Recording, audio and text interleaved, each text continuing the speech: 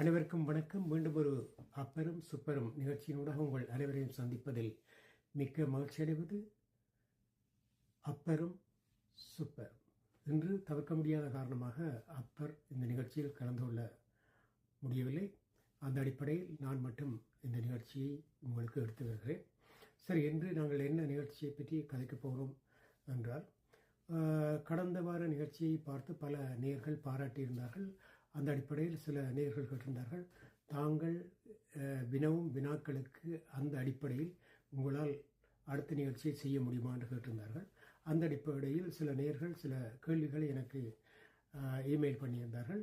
அவற்றில் சிலவற்றை தேர்ந்தெடுத்து ஒரு சில கேள்விகள், ஒரு 3 கேள்விகளுக்கு உங்களுக்கு பதில் அளிக்க இருக்கிறேன். அதில் முதலாவது கேள்வியாக அவர்கள் என்னிடம் கேட்ட கேள்வி, வரவு செலவு திட்டம் என்றால் என்ன? கனடாவில் அடுத்த மாதம் நடைபெற இருக்கும் வரவு செலவு திட்ட சமர்ப்பணத்தின் போது பாராளுமன்றத்தில் என்ன முடிவுகள் நிகழும் அல்லது எடுக்கப்படும் என்ற அடிப்படையில் ஒரு கேள்வியை கேட்டு இது பற்றி விளக்க சொல்லி இருக்கின்றிருக்கிறார். சரி, முதலில் வரவு செலவு திட்டம் என்றால் என்ன என்பதை அடிப்படையில் பார்ப்போம். ஒரு நாட்டின் வரவு செலவு திட்டம் என்பது அந்த நாட்டை ஆளும் அரசாங்கம் ஒவ்வொரு ஆண்டும் நிதி நிலை அறிக்கையை பாராளுமன்றத்தில் சமர்ப்பிக்க வேண்டும்.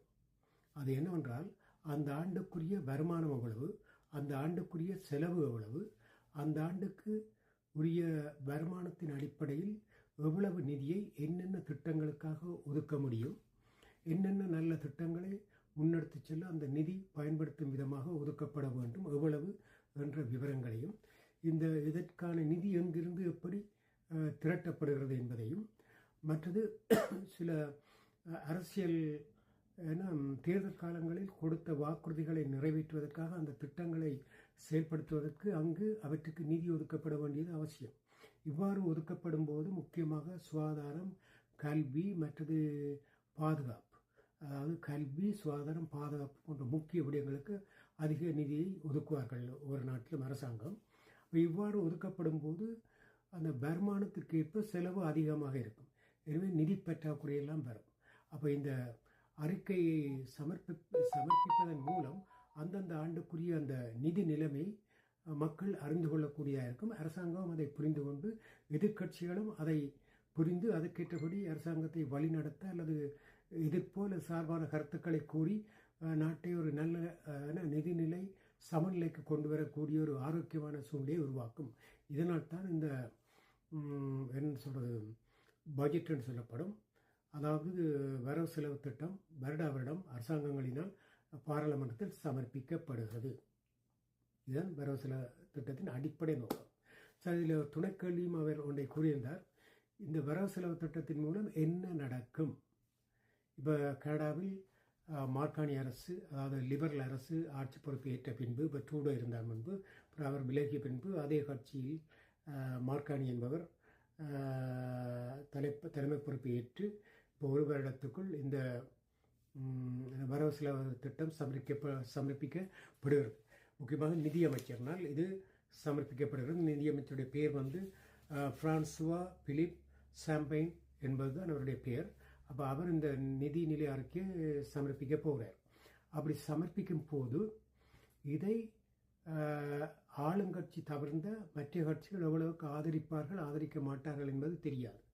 ஆனால் ஆளும் அரசாங்கம் ஒரு பலமுள்ள அரசாக இல்லை, பலவிதமான அரசாங்கமாக இருக்கிறது.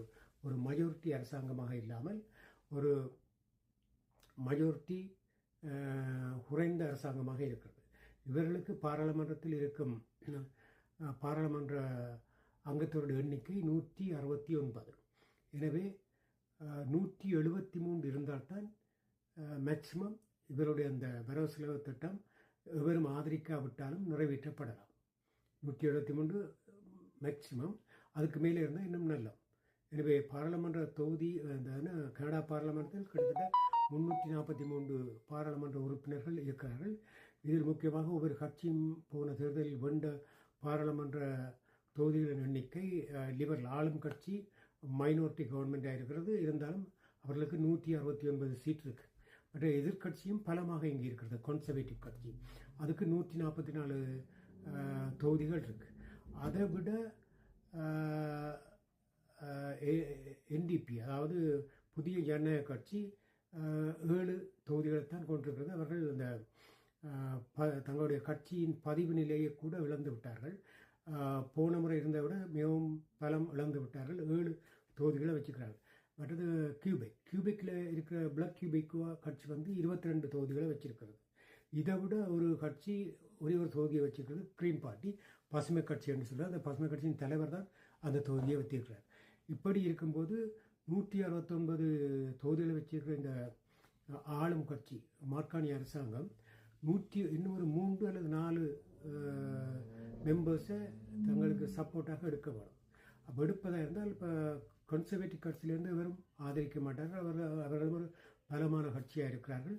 அந்த கன்சர்வேட்டிவ் கட்சியுடைய தலைவர் இப்போ பொலிப்பியர் தனி ஒரு எதிர்கட்சி தலைவராக நிரூபிப்பதற்கு தன் கட்சிக்குள்ளே அவர் சட்ட ரீதியாக தெரிவிக்கப்படவில்லை எனும் வார ஜனவரியில் அவருடைய தேர்வு நடைபெறுவதாக இருக்கிறது. அதே நேரத்தில் அவர்கள் வேறு விதமான குற்றச்சாட்டுகளும் அவர்களும் இருக்கிறது என்ற அவருடைய கிரிமினல் ரெக்கார்ட் எனும் சரியாக வெளிப்படுத்தவில்லை என்ற குற்றச்சாட்டுகள் எல்லாம் இருக்கிறது. இருந்தாலும் அவர் பலமாக மார்கானி அரசை பல விஷயங்களில் எதிர்த்து வருகிறார். இதை விட மற்ற உதிரி கட்சிகளாக பிளாக் கியூபெக் மற்றது என்டிபி கட்சி, கிரீன் பார்ட்டின்னு இருக்கு. அப்போ இப்போ இந்த தேர்தலில் இந்த கட்சியை இந்த பட்ஜெட்டை நிறைவேற்ற விடாமல் அவர்களை வீழ்த்தினார். வரவு செலவு திட்ட தோல்வி அடைந்தால் அரசாங்கம் மூலம் மீண்டும் தேர்தல் வர வேண்டிய சூழ்நிலை வரலாம். அப்படி தேர்தல் மீண்டும் நடத்தப்பட்டால் மக்கள் விரும்ப மாட்டார்கள். ஏன்னா ஒரு வருஷத்துக்கு 2 தேர்தல் என்றால் 300 மில்லியனுக்கு மேலே செலவழிக்க வேண்டும். இப்போ பொருளாதார நெருக்கடியில் இந்த அரசாங்கம் இருக்கும்போது இன்னும் ஒரு சிலவாண்டு மக்கள் கொந்தளித்து மீண்டும் ஆளுங்கட்சியைத்தான் அவர்கள் தெரிவு செய்யக்கூடிய ஒரு சூழ்நிலை வரும். என்றால் எதிர்கட்சி அந்த கட்சியை விழுத்திய எதிர்கட்சிகள் மேல் தான் மக்கள் கொந்தளிப்பார்கள், கோபம் கொள்வார்கள். ஒரு 2-3 வருஷம் போன அப்புறம்டா பரவாயில்லை. ஒரு வருஷத்துக்குள்ளே அரசாங்கத்தை விழுத்தி போட்டு பிறகு மீண்டும் வரி பணத்தில் உள்ள சிலவாண்டு மக்கள் கொந்தளிப்பார். இதை கவனமாகத்தான் எதிர்கட்சிகளும் கையாளுவார்கள். ஆனால் அதில் உதிரி கட்சிகள் மிகவும் கவனமாக கையாளுவார்கள். ஏனென்று கேட்டால் தற்செயலாக ஒரு தேர்தல் வந்தால் இப்போ பிளாக் கியூபெக் 22 தொகுதியை வச்சிருக்கு. அவர்கள் அடுத்து இப்போ திடீரென தேர்தல் நடந்தால் அவர்கள் இந்த அரசாங்கத்துக்கு சப்போர்ட் பண்ண விழுத்தேக்க அங்கும் மக்கள் கொந்தளிப்பார்கள், கோபம் கொள்வார்கள். இவ்வளோ சிலவை தேவையில்லாமல் உண்டாக்கின ஒரு 2 வருஷமே பொறுக்க முடியாது இருப்பார்கள் தானே. அதனாலே அவர்கள் சில வேளை அரசாங்கத்துக்கு சப்போர்ட் பண்ணலாம். வேண்டாம், தேர்தல் திருப்பி வச்சு மீண்டும் 22 எவ்வளோ குறைய வருதோ கூட வருதோன்னு அவர்களுக்கே தெரியாது. அதே நேரத்தில் இப்போ 7 சீட்டை வச்சிருக்கிறவர்கள் என்டிபி கட்சி, அவர்களும் இப்போ அரசாங்கத்துக்கு சப்போர்ட் பண்ணால் அரசாங்கத்தை விழுத்தினா அவர்களும் மீண்டும் தேர்தல் சந்திக்க வேண்டி வரும். அப்படி சந்திக்க வேண்டி வரைக்கும் அந்த 7 பேரும் கூட அடுத்த முறை வராமல் போகலாம். சில கூடாமல் வரலாம், வராமலும் போகலாம். மற்ற கிரீன் பார்ட்டிலையும் ஒரு ஆள் தான் இருக்கிறார். அவள் ஒரு ஆள் சப்போர்ட் பண்ணி பெரிய பிரச்சனை. கடைசியில் 3-4 தொகுதியாவது லிபரலுக்கு வேணும். அப்போ 1 வந்தாலும் மிச்சம் 2 தானே ஒரு மாதிரி வேறு இடத்துல இருந்து எடுக்கலாம் என்று பார்த்தாலும் அந்த உதிரி கட்சிகளாக இருப்பவர்கள் அரசாங்கத்தை வீழ்த்த விரும்ப மாட்டார்கள். காரணம் என்னென்றால் இவர்களால் இந்த அரசாங்கம் விழுந்தால் மக்கள் அந்த வீழ்த்திய உதிரி கட்சிகள் மேல் தான் கோபம் கொள்வார்கள். கோபம் கொண்டு என்ன நடக்கும், அடுத்த முறை இன்னும் குறையத்தான் இவர்கள் சீட்டப்படுவார்கள் என்ற ஒரு நிலப்பாடும் ஏற்படலாம், ஒருவேளை கூடவும் வரலாம். எனவே உதிரி கட்சிகளை பொறுத்த மட்டில் அரசாங்கத்தை தொடர்ந்து பலமாக வச்சிருக்கத்தான் பார்ப்பார்கள், விழுத்த விட மாட்டார்கள். ஏன்னா அவர்கள் அரசாங்கத்தை விழுத்திவிட்டு அவர்களால் ஒன்றும் சாதிக்கப்படலை. ஆனால் கன்சர்வேட்டிவ் கட்சி இந்த அரசாங்கத்தை விழுத்தினால் தேர்தல் வந்தால் தங்களுக்கு ஒரு சான்ஸ் இருக்குன்னு நிற்பார்கள். ஏனென்று கேட்டால் இவர்களும் 144 கிட்ட நிற்கிறார்கள், இவர்கள் 169 தானே. அப்போ இப்போ இருக்கிற மைனாரிட்டி அரசாங்கத்தில் பெருசாக ஒன்றும் சாதிக்க முடியாதுன்னு மக்கள் சிலவோட அப்படின்னு நினச்சி கன்சர்வேட்டிவ் கட்சிக்கு கூடிய தொகுதியில் கொடுக்கலாம். இந்த அடிப்படையில் இந்த வரவு செலவு திட்டம் நிறைவேற்றப்பட்டால் அரசாங்கம் பல புதிய விஷயங்களை அறிவித்திருக்கிறார்கள். மார்கானி இப்போ போன 2-3 நாளைக்கு பிறகு ஒட்டவாவில் ஒரு பொதுக்கூட்டத்தில் பல்கலைக்கழக மாணவர்கள் மத்தியில் உரையாற்றிய பொழுது இந்த அமெரிக்கா எப்படி எங்களை பாதிக்கிறது, அதில் நான் விடுபட என்ன செய்ய வேண்டும் என்று புதிய திட்டங்களை எல்லாம் அறிவிச்சிருக்கிறார். எனவே அந்த அடிப்படையில் இந்த நாட்டை தொடர்ந்து கட்டியெழுப்ப வேண்டிய அவசியம் இருக்கிறது. கனடா தன் சுய காலில் நிற்க வேண்டிய நிலை இருக்கிறது என்பதை இதன் மூலம் இந்த பட்ஜெட் தான் தீர்மானிக்கப்படுவது. பொறுத்திருந்து பார்ப்போம். சரியா, அடுத்த கேள்விக்கு செல்வோம். அடுத்த கேள்வியாக இன்னும் ஒரு ஒரு கேள்வியை கேட்டிருக்கிறார். அமெரிக்கா இன்று கனடா மேல் கொண்டிருக்கும் நிலைப்பாட்டின் அடிப்படையில் கனடாவின் பொருளாதாரத்தை தொடர்ந்து கட்டியெழுப்பதற்கு அரசாங்கம் எவ்வகையான முன்னெடுப்புகளை செய்ய இருக்கின்றது என்பது பற்றி கூற முடியுமா என்று கேட்டிருந்தார். ஆமாம், அந்த வகையில் இப்போ கனடாவும் அமெரிக்காவும் நீண்ட காலமாக தொடர்புள்ள ஒரு அந்யோன்யமாக அண்ணன் தம்பி போல் இருந்த நாடுகள். ஒரு நாட்டுக்கு ஒரு பிரச்சனைண்டா அப்போ அமெரிக்கா ஒரு யுத்தம் செய்தாண்டா அதுக்கு பின்னால் கனடாவும் சென்ற நிலைகள் எல்லாம் இருக்குது. இப்படி எவ்வளோ பணத்தை அமெரிக்காவுக்காக கனடாவும் செலவழிச்சிருக்கிறது. அதே நேரத்தில் இந்த இறுதியாக ஒன்டாரியோ மாகாண அரசு வெளியிட்டு ஒரு சிறிய குறும் வீடியோ உண்டு. அந்த வீடியோ முன்னாள் அமெரிக்க ஜனாதிபதி ரொனால்ட் ரீகன் பேசிய ஒரு பேச்சை இப்போது அவர்கள் வெளியிட்டிருக்கிறார்கள். அந்த ரொனால்ட் ரீகன் ஸ்பீச் எப்படி அமைந்ததுன்னு சொன்னால், அமெரிக்காவில் மற்ற நாடுகள் மேல் பொருட்கள் இறக்குமதி செய்யும்போது வரிச்சுமையை கூட்டினால் அது இந்த கூட்டும்போது நாட்டுக்கு ஏதோ வருமானம் பெறும், நல்லதாகத்தான் இருக்கும், மக்களுக்கும் நல்லதாகத்தான் அமையும் என்ற ஒரு கருத்து, ஒரு வெளிப்படையான ஒரு தோற்றம் போலியாக இருக்குமே ஒழிய அது நீண்டகால அடிப்படையை பார்க்கும்போது அது மக்களையும் பாதிக்கும், அங்கு உள்ள உற்பத்தியாளர்களையும் பாதிக்கும் என்ற ஒரு கருத்தை ரொனால்ட் ரீகன் அந்த நேரம் பேசியிருக்கிறார். அதை இப்போது ஒன்டாரியோ மாகாண அரசு வெளிவிட்டதனால் அதை பார்த்த டொனால்ட் ட்ரம்ப் மிகவும் கடுப்பாகி முற்றுமுழுதாக இந்த பொருளாதார பிரச்சனை பற்றி பேச்சுவார்த்தையை கனடாவோடு நடத்துவதை நிறுத்திவிட்டார். இப்படி நிறுத்தியதால் இனி கனடாவோட இந்த அமெரிக்காவோட கனடா தொடர்ந்து இந்த வர்த்தகத்தை செய்வதில் பிரயோசனம் இல்லை, செய்யக்கூடிய சூழ்நிலையும் இல்லை. எனவே நாங்கள் சுயகாலில் எங்களோட சொந்த மூளையை பாவித்து நாங்கள் சுயமாக எங்களை வளர்த்து கொள்ள வேண்டும் என்ற ஒரு கருத்துப்பட கனடா பிரதமர் மார்கானி ஓட்டோவாவில் ஒரு பொதுக்கூட்டத்தில், அதாவது பல்கலைக்கழக மாணவர்கள் இருந்த ஒரு பொதுக்கூட்டத்தில் பேசியிருக்கிறார். அப்படி பேசும்போது என்ன சொல்லியிருக்கிறார்? முக்கியமாக, நாங்கள் இனி அமெரிக்காவை நம்பி பிரயோசனம் இல்லை, இனி வருகிற அந்த 10 வருஷத்துக்குள்ளே நாங்கள் எங்களை சுயமாக வளர்த்து கொண்டு எங்களுடைய சொந்த காலில் நிற்க வேண்டும். அதற்கு நாங்கள் நீண்ட தியாகம் செய்ய வேண்டும், நீண்ட நேரத்தை நாங்கள் அதுக்காக செலவழிக்க வேண்டும், தியாகம் செய்ய வேண்டும். மற்றது பொருளாதார வர்த்தக உறவுகளை நாங்கள் மற்ற நாடுகளோடு பகிர்ந்து கொண்டு முன்னேற வேண்டும். இதன் மூலம் எங்களுடைய பொருளாதார வளர்ச்சியை மேம்படுத்த வேண்டும் என்ற அடிப்படையில் மிகவும் ஆணித்தரமான கருத்துக்களை சொல்லியிருக்கிறார். அதே நேரத்தில் தனது தேர்தல் வாக்குறுதிகளாக சொன்ன ஒரு சில விஷயங்களையும் இங்கு குறிப்பிட்டிருக்கிறார். தேசிய உணவு பாடசாலைகளுக்கு தேசிய உணவு திட்டத்தை நிரந்தரப்படுத்துறது, மற்ற வேறும் சில திட்டங்களை எல்லாம் தேர்தல் வாக்குறுதியாக சொன்னவர் இப்போது அந்த பொதுக்கூட்டத்தில் வெளிப்படுத்தியிருக்கிறார். அதெல்லாம் தாங்கள் செயற்படுத்த போகிறோம் என்று. அதே நேரத்தில் இந்த வருமானம் குறைந்தவர்கள் டேக்ஸ் செய்யும் போது இந்த வருமான வரி இலாக்காவே அந்த வருமானம் குறைந்தவர்களுக்கு தன்னியல்பாக டேக்ஸை செய்து அவர்களுடைய அந்த ஜிஎஸ்டி ஹெச்எஸ்டி வருமானங்கள் சில பேருக்கு தடையின்றி கிடைக்கும் விதமாக அதெல்லாம் ஒழுங்கு செய்யப்படும் என்று சொல்லி ஒரு சில திட்டங்களை எல்லாம் சொல்லியிருப்பதாக அவருடைய உரையிலிருந்து பார்க்கின்றோம். இவ்வாறு இந்த கனடாவை கட்டியெழுப்புவதில் மிகவும் முனைப்பாக இப்போது பிரதமர் செயற்படுவது கண்கூடாக தெரிகிறது. என்றால் இது எதிர்பாராமல் வந்த ஒரு விபத்து போன்ற ஒரு பொருளாதார சிக்கல். இதை சீர்திருத்தி கனடாவை ஒரு நல்ல நிலைக்கு அமெரிக்காவில் தங்கி இல்லாமல் சுயமாக மற்ற ஐரோப்பிய மற்ற நாடுகளில் வர்த்தகத்தை செய்து கொண்டு எங்களுடைய பொருளாதாரத்தை மேம்படுத்த வேண்டும் என்ற குறிக்கோடு அரசாங்கம் செயற்பட முன்வரும்போது இந்த அரசாங்கத்தை வீழ்த்திவிட்டால் இனிவரும் அரசாங்கம் எப்படி அதை சமாளிப்பார்கள் என்ற ஒரு கேள்விக்குறி மக்களிடம் இருக்குந்தானே. அப்போ இந்த லிபரல் கட்சியால் செய்ய முடியாத கன்சர்வேட்டிவ் எப்படி செய்ய போகிறார்கள் என்ற ஒரு கேள்வியும் இருக்கும். இந்த அடிப்படையில் இந்த அரசாங்கத்தை வீழ்த்துவதால் நாட்டு மக்களுக்கு நன்மையா தீமையா என்று கேட்டால் அது தீமையாகத்தான் முடியும் என்றது ஒரு பொதுவான கருத்தாக மக்கள் முன் இருக்கிறது. ஏனென்று கேட்டால் இந்த அரசாங்கத்தை வீழ்த்தினால் மீண்டும் ஒரு தேர்தல் வந்தால் மீண்டும் அவ்வளோ செலவு வரும்.